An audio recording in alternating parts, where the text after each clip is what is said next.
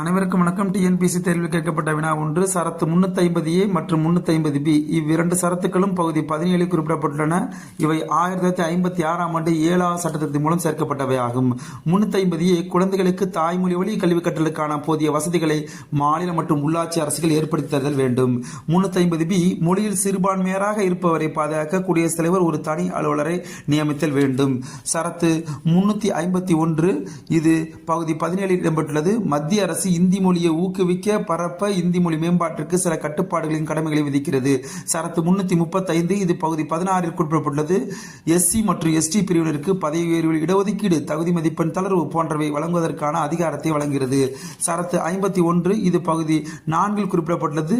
அரசு நெறிமுறை கோட்பாடுகள் என்ற பகுதி இடம்பெற்றுள்ளது. சர்வதேச அமைதி மற்றும் பாதுகாப்பு, நாடுகளுக்கிடையே உள்ள கௌரவமான உறவை நிர்ணயித்தல் போன்றவை ஆர்டிகிள் 51 குறிப்பிடப்பட்டுள்ளது. நன்றி, வணக்கம்.